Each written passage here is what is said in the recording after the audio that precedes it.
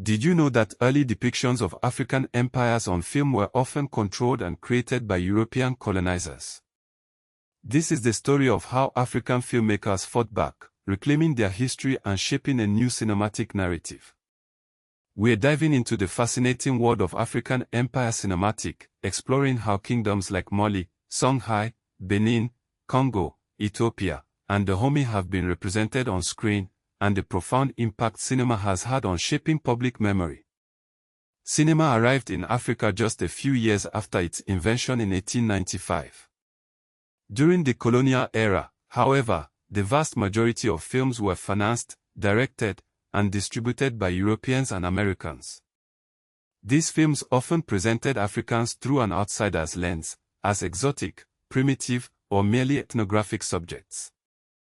They were rarely given the chance to tell their own stories. This began to change with the rise of African filmmakers determined to reclaim their narratives. Ousmane Sembène, often called the father of African cinema, stands as a towering figure in this movement. His 1966 film, L'Onwada, or Black Girl, is widely considered the first feature-length film by a sub-Saharan African filmmaker to achieve major international recognition. Sembène didn't just make films, he made statements. His 1977 film, Sedo, is a powerful critique of European colonialism, Christian missionization, Islamic expansion, and the devastating impact of slavery on Senegambia. Sembène understood that cinema could be a weapon against historical amnesia. Another pivotal moment in African cinema came with the establishment of the Pan-African Film and Television Festival of Ouagadougou, known as FESPACO, in 1969. Hosted in Ouagadougou, Burkina Faso, FESPACO quickly became a central hub for African filmmakers. It provided a platform to showcase films that grappled with African history, identity, and the legacy of colonialism. This was where filmmakers could connect, share their visions, and build a collective cinematic voice. Let's turn now to cinematic representations of specific empires, starting with the Mali Empire. Founded around 1235 by Sundiata Keita after the Battle of Karina, the Mali Empire reached its zenith under Mansa Musa, whose reign lasted from approximately 1312 to 1337. Mansa Musa's legendary pilgrimage to Mecca in 1324 to 1325 brought West Africa to the attention of the world. Early films often focused on the exotic aspects of his wealth, but more recent works delve into the political and cultural complexities of the empire. Another prominent empire was that of Songhai, which rose to power in the 15th century. Key rulers like Sunni Ali and Askir Muhammad I led the empire until its defeat by the Saudi-Moroccan invasion at the Battle of Tondeba in 1591. Films portraying the Songhai Empire often highlight its military prowess and sophisticated urban centers like Timbuktu, a major center of Islamic learning. The Benin Kingdom, flourishing from the 13th century to 1897 in what is now Edo State, Nigeria, is renowned for its exquisite bronze and brass artworks. However, the kingdom suffered a devastating blow in 1897 when the British punitive expedition destroyed much of Benin City and looted thousands of invaluable artifacts. These artifacts, known as the Benin Bronzes, are now at the heart of a global debate about repatriation. Cinematic representations of the Benin Kingdom often focus on the artistic achievements of its people and the tragic consequences of colonial violence. The Congo Kingdom, founded around the late 14th century, was another major political power in West Central Africa.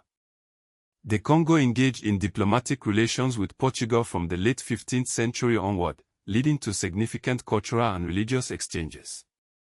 Alfonso I, who ruled from 1509 to 1543, stands out as a key figure in this history. Film portrayals of the Congo often explore the complexities of this early engagement with Europe, the rise of Christianity in the region, and the devastating impact of the slave trade. Ethiopia holds a unique place in African history and cinema. The Aksumite Empire, which existed from roughly 100 to 940 CE, was a Christian kingdom with extensive trade links across the Red Sea. Ethiopia's history as one of the few African states never fully colonized, aside from the brief Italian occupation from 1936 to 1941, has made it a symbol of African resistance and independence. Ethiopian cinema often reflects this sense of historical pride and cultural continuity. The Dahomey Kingdom, located in present-day Benin, existed from the 17th century until its conquest by France in 1894. The kingdom was known for its highly centralized military power and the Agoji, its legendary female warriors. The Agoji have recently gained international attention through films like The Woman King, released in 2022. While The Woman King has sparked discussions about historical accuracy, it has also brought the story of the Agoji to a wider audience. It's worth noting, however, that the film takes significant creative liberties with the historical record. Mati Diop's 2024 documentary, Dahomey, offers a different perspective, focusing on the return of looted royal treasures from France to Benin. This film directly engages with the politics of restitution and the ongoing struggle to reclaim African cultural heritage. While blockbuster films like The Woman King have brought African history to a wider audience, it's important to remember that African filmmakers have been grappling with these issues for decades. Niger, often overlooked, was an early hub for African filmmaking. Mustapha Oleson, a pioneer of Nigerian cinema, played a crucial role in shaping the continent's cinematic landscape. Many early African films have been lost due to colonial censorship, poor storage conditions, political instability, and a lack of national preservation systems. This loss underscores the urgent need to preserve and archive African cinematic heritage. The Benin bronzes serves as powerful reminders of colonial plunder and the ongoing fight for restitution. Modern films and documentaries increasingly connect empire history to these debates, highlighting the importance of returning cultural artifacts to their rightful owners. Finally, it's essential to recognize that there is no single African cinema. Francophone African cinema differs significantly from Anglophone, Lusophone, Arabic language, and Swahili language traditions.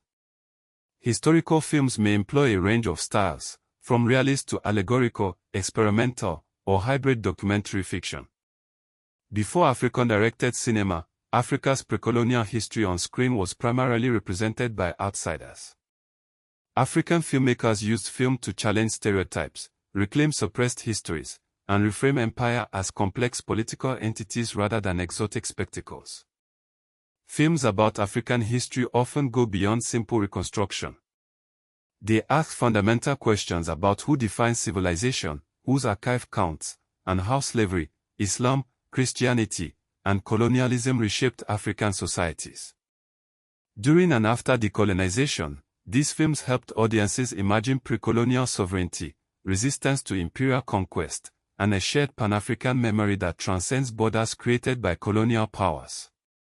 By exploring these themes, African historical cinema has reshaped global scholarship, influencing historians, anthropologists, and cultural theorists alike.